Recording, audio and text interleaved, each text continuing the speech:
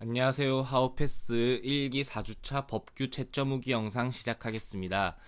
제가 이번 주에는 컴퓨터 프로그램 오류로 인해 답안지 캡처를 할 수 없었다는 점 미리 양해 부탁드립니다. 최대한 글로써 전해드리고 싶은 내용을 한번 전달해 보도록 하겠습니다. 첫 번째로 말씀드리고 싶은 점은 소송 요건에 관련된 부분인데요. 그 중에서도 강약 조절에 대한 강조를 한번 드리고 싶습니다.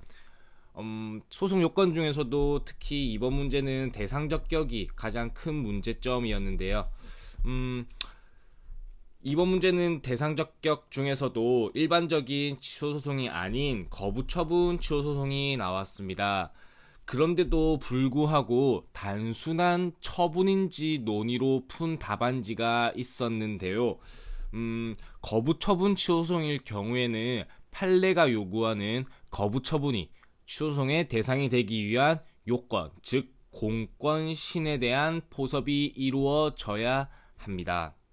네, 그럼 조금 더 구체적으로 공권신에 대해서 살펴보겠습니다. 우선 판례가 요구하는 거부처분이 취소송의 대상이 되기 위한 요건을 살펴보겠습니다. 사인이 신청한 행위가 공권력 행사 또는 이에 준하는 행정작용일 것, 그리고 그 거부 행위가 신청인의 법률 관계에 어떠한 변동을 일으킬 것, 그리고 마지막으로 그 국민에게 법규상 조리상 신청권이 있을 것. 다 아시다시피 법규상 조리상 신청권이 대상적 격에서 논할 문제냐에 대한 견해 대립은 물론 있습니다. 그거는 차치하고 어쨌든 뭐 대상적 격 설이 맞다, 판례의 태도가 타당하다라는 검토를 내어주신 후에 구체적인 사안 포섭에 대해서 말씀드리고 싶습니다. 우선 대부분의 거부처분 취소소송 대상적 격 문제에서는 신청권이 가장 중요한 포섭 대상이 맞습니다. 그러나 이번 문제와 같이 재결 신청 청구의 거부 취소 소송에서는 그러니까 사인이 신청한 행위가 공권력 행사 또는 이에 준하는 행정작용일 것이라는 부분이 중요한 포섭 대상이라는 점에 유의해 주시기 바랍니다.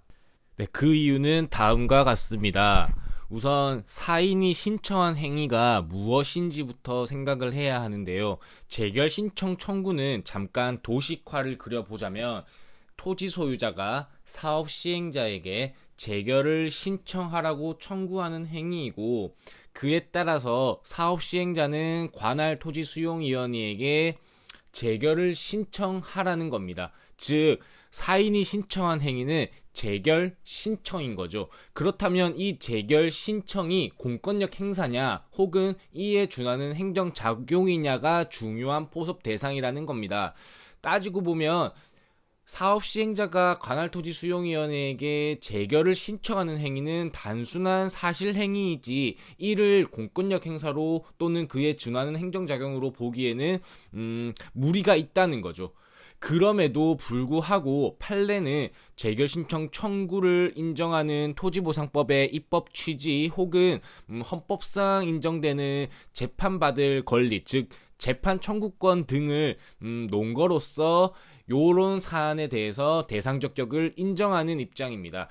그런 논거들을 유심히 살펴보시고 어떠한 사안 포섭에서 잘 녹여서 답안을 서술하는 부분이 중요하다라고 생각합니다. 더불어서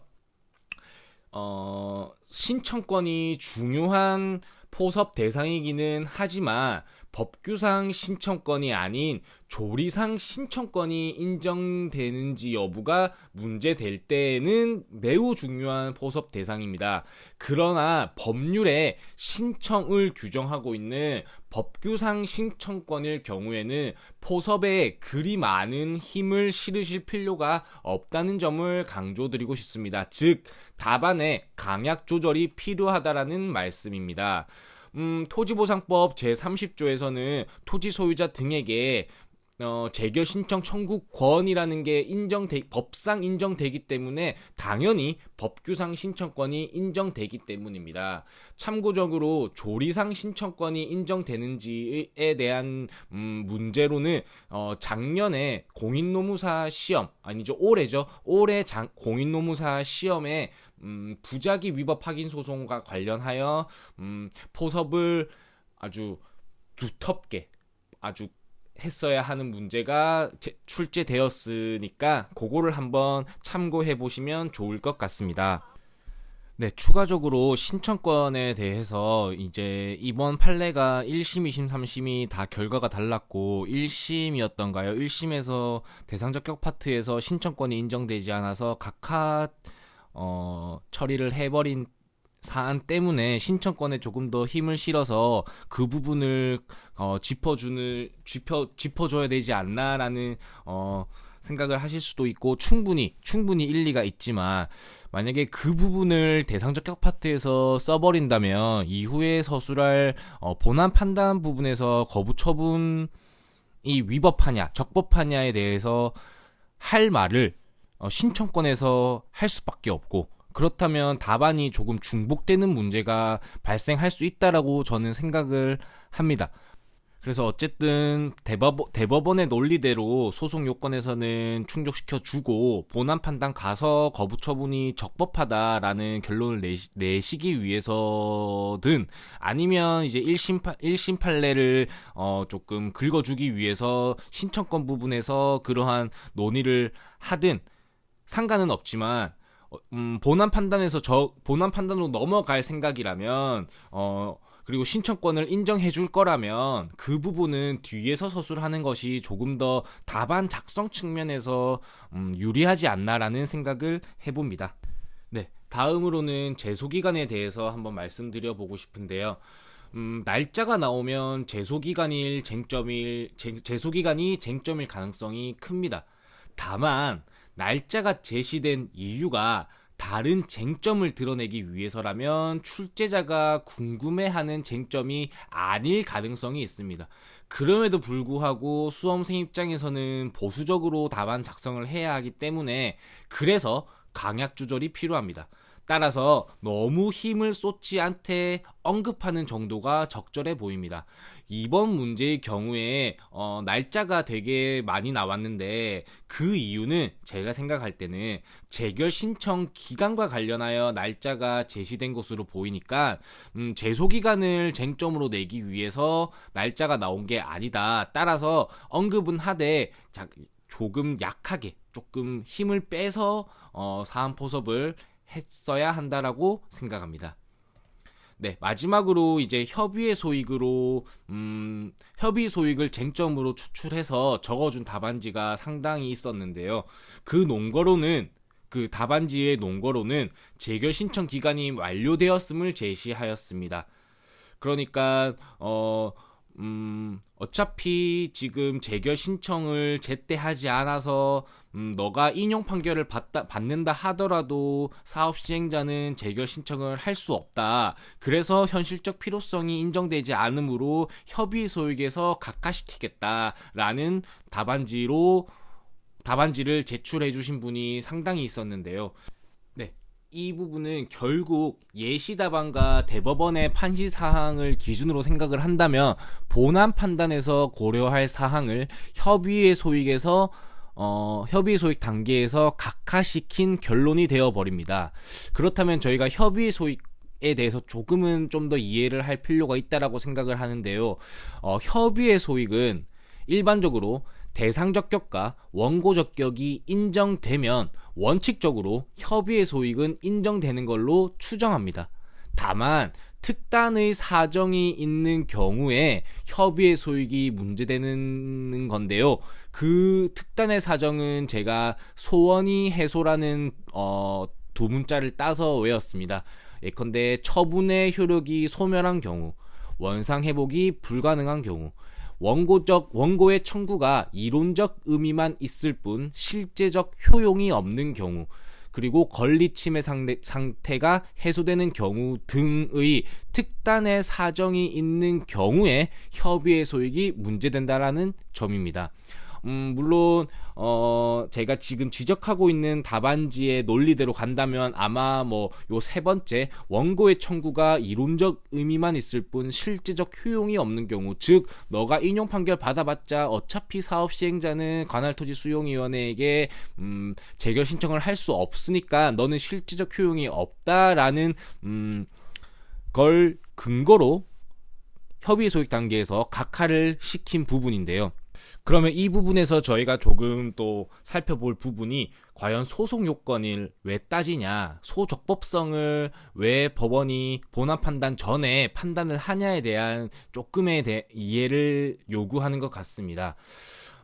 결국에는 남소 방지인데요. 뭐 너무 별거 아닌 걸로 소송 제기하지 마라. 너가 요런 걸로는 내가 본안까지 가서 너무나 엄청나게 많은 자료를 받아서 우리가 검토해서 재판하기에는 재판 실무적으로, 재판 경제적으로 너무 경제적이지 않다라는 측면에서 소송 요건을 검토하는 걸로 알고 있습니다. 즉 남소 방지인데요. 소송 요건은 보시다시피 법원의 직권 조사 사항이고, 원고가 저는 이 소송은 적법합니다라고 주장하거나 입증할 필요가 없는 부분입니다. 즉 어떠한 본안 판단에 비해서 아주 적은 에너지를 소요한다라고 생각을 할 수도 있을 것 같습니다. 그렇다면 소송 요건은 남소 방지라는 어떠한 공익적 측면이 있는 반면에 국민의 재판받을 권리, 즉 헌법 27조에서 규정하고 있는 재판 청구권과의 조화가 이루어져야 한다고 생각합니다. 만약에 그 답안처럼 협의의 소익에서 각하를 시킨다면 그래도 이 부분은 토지보상법 30조에서 재결 신청 청구에 대한 기간을 규정하지 않았고 단지 28조에서 재결 신청에 대한 기간을 규정하고 있으니까 법률적으로 지금 문제가 크게 없다, 이런 등의 많은 공방이 오가야 하는 상황인데, 그거를 소송 요건 단계에서 각하시킨, 결국 1심과도 마찬가지죠. 그런 부분은 대법원의 판시사항을 보더라도 조금 적절치 않다라고 생각을 합니다. 네, 이제 본안 판단으로 넘어왔는데요. 본안 판단은 이제 사업 시행자가 재결 신청 청구를 거부한 그 처분이 위법하냐, 적법하냐에 대한 내용인데요. 이 부분은 뭐 판례를 알고 계셨고 판례를 이해하셨다면 판례를 정확하게 적시하셔서 답안지를 구성할 수 있겠지만, 저는 판례를 모르더라도 법 조문에 대한 이해로 충분히 해결 가능하다는 점을 말씀드리고 싶습니다. 그러기 위해서는 우선 28조와 30조에 대해서 조금 구체적으로 이해를 할 필요가 있는데요. 한번 같이 살펴보겠습니다. 28조 1항은 재결의 신청, 그러니까 사업 시행자가 관할토지 수용위원회에게 재결을 신청하는 걸 규정하고 있는데요. 한번 읽어보겠습니다.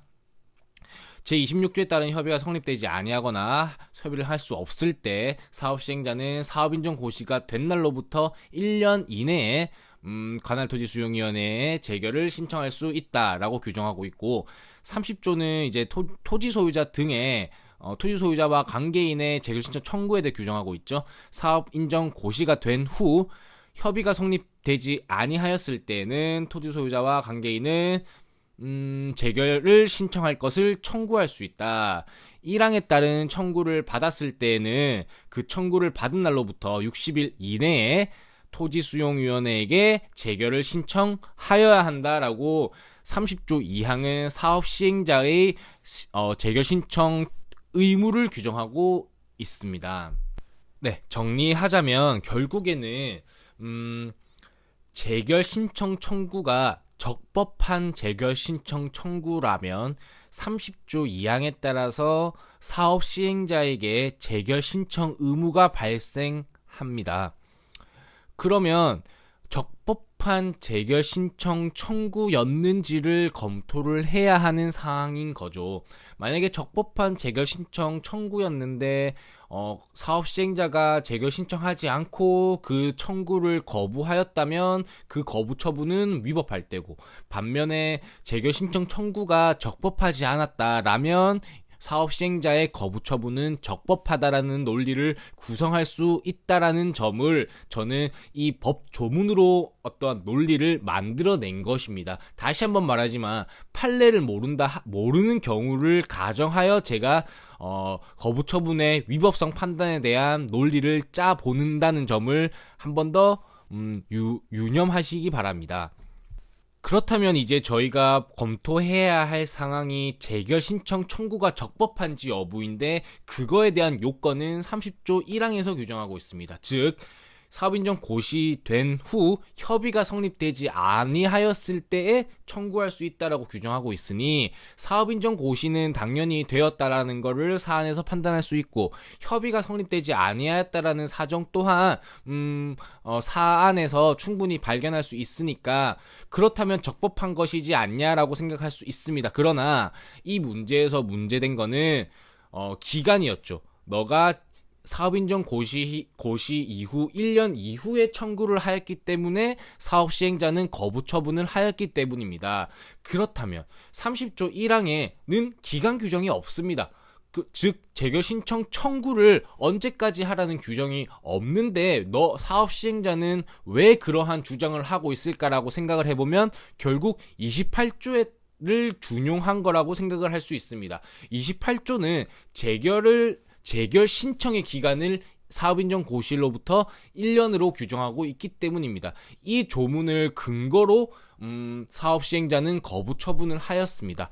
그렇다면 28조의 기간 규정을 30조에서도 유추 적용할 수 있냐? 만약 유추 적용할 수 있다면 사안의 토지 소유자의 재결 신청 청구는 적법하지 아니한 청구가 되기 때문에 그에 따른 거부 처분은 적법하다라는 결론이 나올 수 있기 때문입니다.